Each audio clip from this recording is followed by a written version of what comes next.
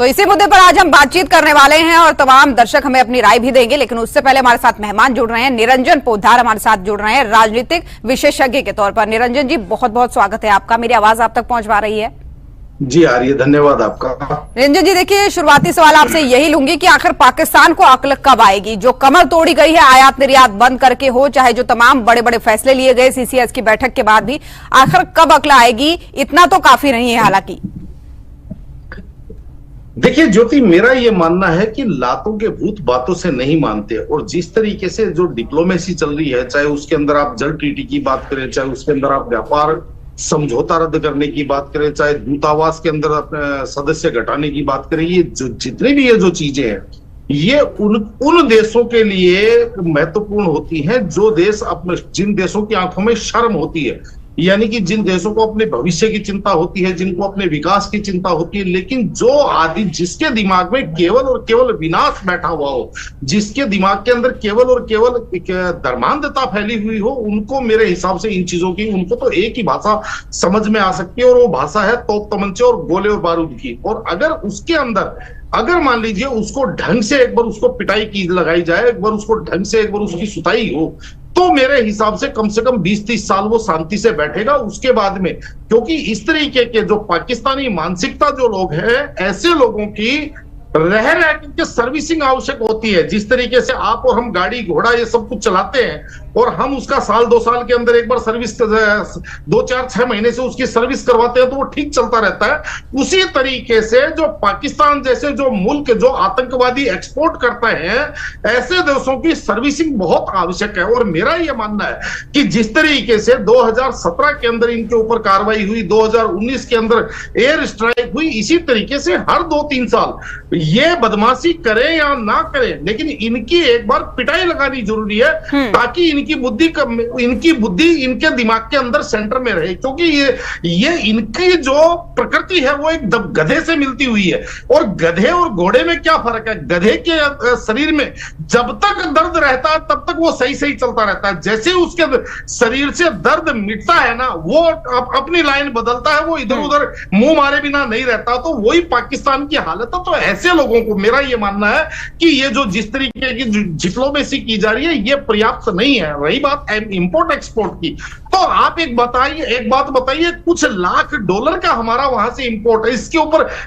पाकिस्तान को क्या फर्क पड़ जाएगा? बल्कि एक्सपोर्ट हमारा, यानी कि भारत का माल पाकिस्तान के अंदर ज्यादा जा रहा है, तो इससे पाकिस्तान को कहां समझ में आने वाली है? अगर आपको पाकिस्तान को समझाना है तो सबसे पहले जो पाकिस्तान का आका है चाइना, आज की तारीख में जो उसका नया आका है चाइना, तो सबसे पहले चाइना को समझाना पड़ेगा। और चाइना को समझाने का एक ही मतलब है, जिस तरीके से व्यापारी को समझाने के लिए उसके व्यापार पे लात मारेंगे तो उसकी बुद्धि पे लात पड़ेगी, तो उसी तरीके से चाइना एक व्यापारिक देश है। अगर आप इंपोर्ट बंद करेंगे, उसके इंपोर्ट पे कहीं ना कहीं आप सख्ती करेंगे, तो मुझे ऐसा लगता है कि उसकी बुद्धि जो है वो कहीं ना कहीं अपने कंट्रोल में आएगी। आज जब हम कोई भी चाइनीज सामान खरीदते हैं, तो आप ये मान के चलिए हम अपने मौत का सामान खरीदने में 1 रुपया और योगदान कर रहे हैं। तो इस तरीके से मुझे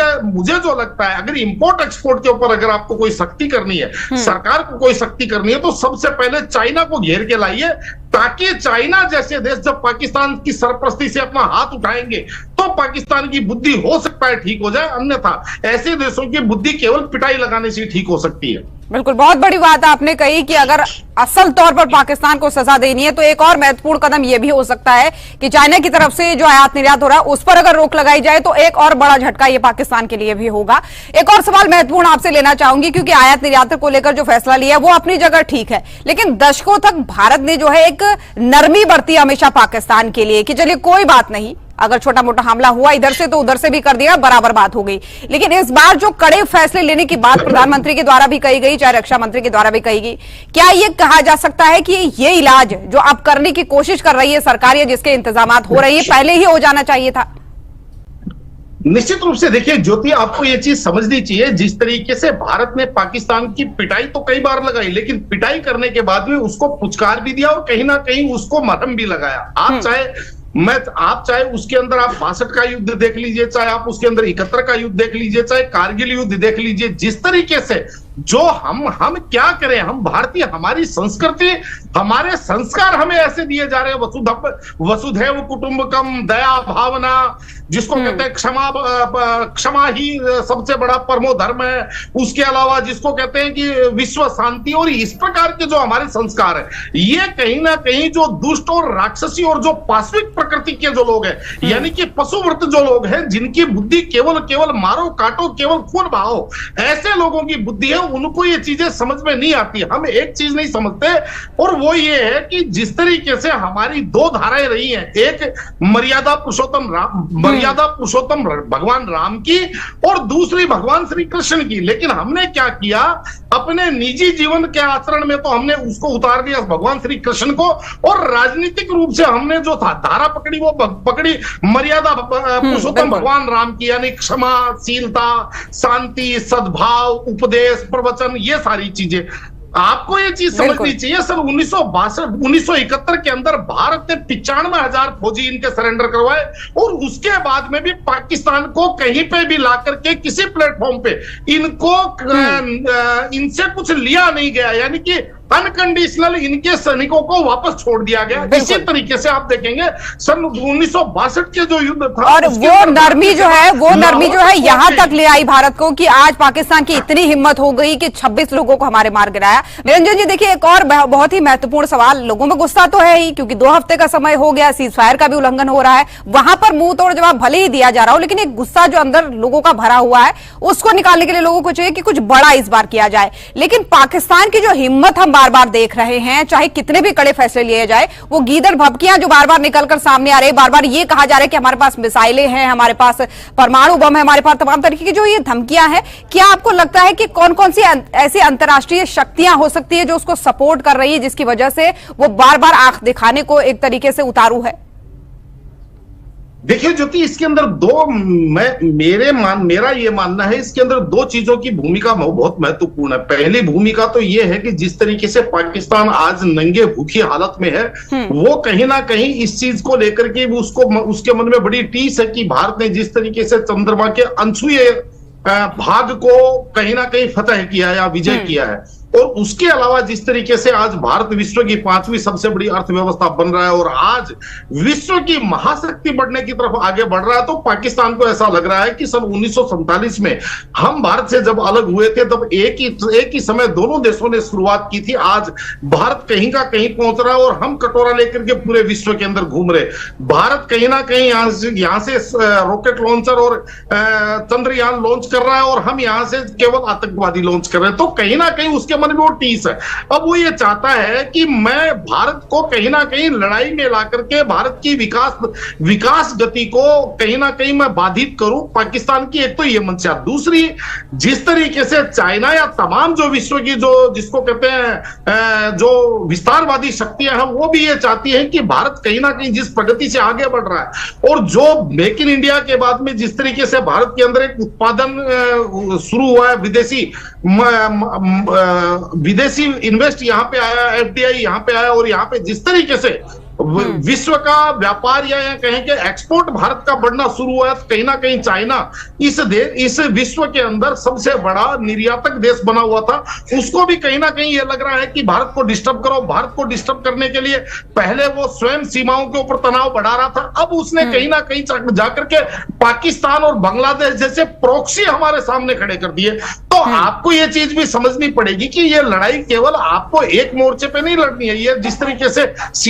प्रथम सीडीएस जनरल विपिन रावत कहते थे कि भारत को जब भी लड़ाई होगी 3-2.5 मोर्चों पे लड़नी पड़ेगी, तो उस तरीके से आपको 2.5 मोर्चों की लड़ाई की आपको देख के चलना पड़ेगा। तो इसके अंदर पाकिस्तान की बहुत बड़ी, मुझे लगता नहीं है कि भारतीय सेना इस चीज से बहुत ज्यादा चिंतित है, या भारत सरकार इस चीज से बहुत ज्यादा चिंतित है, या भारतीय जनता इस चीज से बहुत ज्यादा चिंतित है। जनता, भारत चिंतित इस चीज से है कि पाकिस्तान तो केवल एक प्रॉक्सी है, कठपुतली है। इसके पीछे जो शक्तियां हैं, जो भारत का विकास, भारत की गति, भारत की जो समृद्धि को जो रोकना चाहती है, तो इसलिए भारत कहीं ना कहीं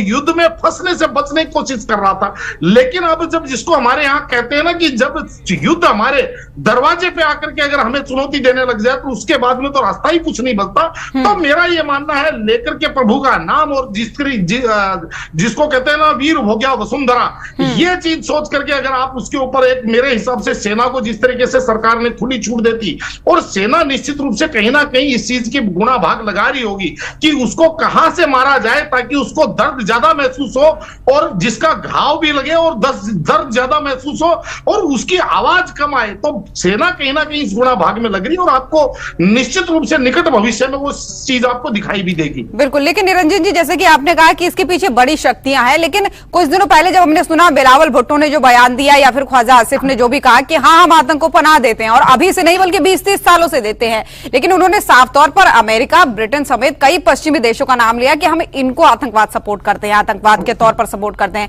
लेकिन क्या ये नहीं कहा जा सकता कि ऐसे बयान देकर उसने और देशों को भी अपने खिलाफ एक तरीके से निमंत्रण दे दिया है कि हमारे दुश्मन बन जाइए?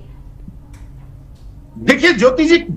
ऐसा नहीं है कि भारत, क्योंकि डीएनए तो पाकिस्तान का डीएनए तो हमें पता ही है। वहां के जो नेता है, अभी आपने आज एक रिपोर्ट देखी होगी कि पाकिस्तान के पूर्व प्रधानमंत्री इमरान खान के साथ जेल के अंदर उनका शारीरिक शोषण हुआ है, यानी कि उनके साथ दुष्कर्म करने की रिपोर्ट सामने आ रही है। अब आप मुझे एक बात बताइए कि 65-68 वर्ष के एक व्यक्ति, और जो वो भी उस देश के सर्वोच्च पद के ऊपर बैठा हुआ व्यक्ति है, उसको कहीं ना कहीं जेल के अंदर ऐसी घटनाएं, तो आप ये मान के चलिए यहाँ पे बिलावल भुट्टो है या जो वहां के जो दरदारी परदारी या जितने भी जो वहां के जो ये भांड नेता है, इनके बोलने की क्या तो हम चर्चा करें, क्या इनके बोलने का महत्व है। इसलिए मेरा ये मानना है कहीं ना कहीं वो भी अपने आप को समाचार सुर्खियों में रखने के लिए वो ऐसे कुछ बयान देते हैं जिससे उनकी पाकिस्तान के अंदर उनकी सारगर्भिता या पाकिस्तान की जनता के बीच में उनका चेहरा और उनकी जो चर्चा है वो चर्चा करते रहे। लेकिन मुझे नहीं लगता कि हमारे लिए कोई बहुत, भारत के लिए वो कोई बहुत बड़े महत्वपूर्ण, हमारे लिए वो, मुझे ऐसा लगता है कि भाई हमें